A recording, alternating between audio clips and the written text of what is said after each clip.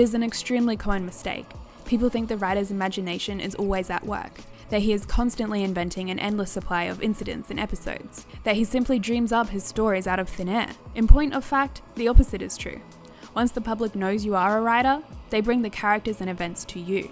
And as long as you maintain your ability to look and carefully listen, these stories will continue to seek you out. The incidents that follow were described to me exactly as I present them here, and in a wholly unexpected way. It begins, as it must, with our mutual friend's predecessor, the beloved, original concierge of the Grand Budapest. It begins, of course, with Gustave.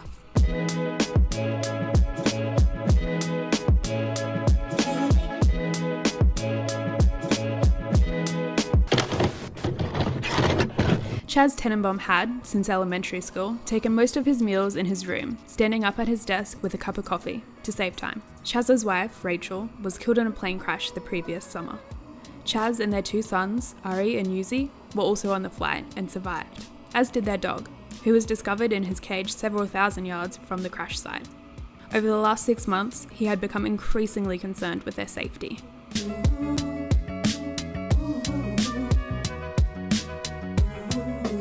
Margot Tenenbaum was adopted at the age of 2. Her father had always noted this when introducing her. She was a playwright and won a Brave Man grant of $50,000 in the 9th grade. She and her brother Richie ran away from home one winter and camped out in the African wing of the public archives. 4 years later, she disappeared alone for almost 2 weeks and came back with half a finger missing. She was known for her extreme secrecy. For example, none of the Tenenbaums knew she was a smoker, which she had been since the age of 12. Nor were they aware of her first marriage and divorce to a recording artist in Jamaica. She kept a private studio in Mockingbird Heights under the name Helen Scott. She had not completed a play in 7 years.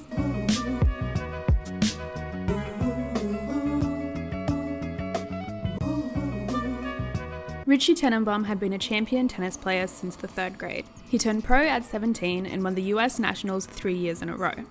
He kept a studio in the corner of the ballroom, but had failed to develop as a painter. On the weekends, Royal took him on outings around the city. These invitations were never extended to anyone else.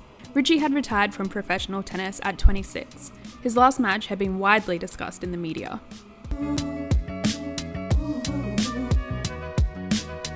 In fact, virtually all memory of the brilliance of the young Tenenbaums had been erased by 2 decades of betrayal, failure, and disaster.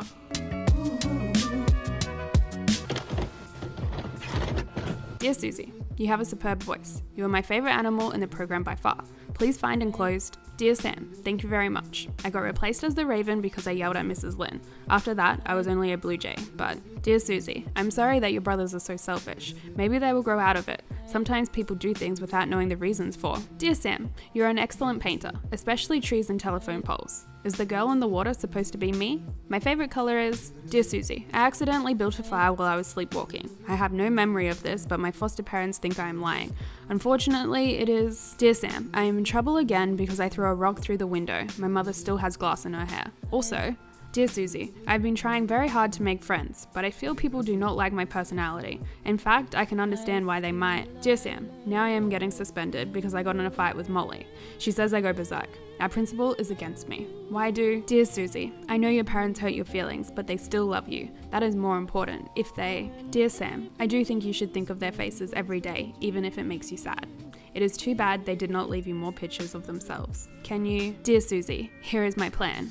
Dear Sam, my answer is yes. Dear Susie, when? Dear Sam, where? Dear Susie, walk 400 yards due north from your house to the dirt path which has not got a name on it. Turn right and follow to the end. I will meet you in the meadow.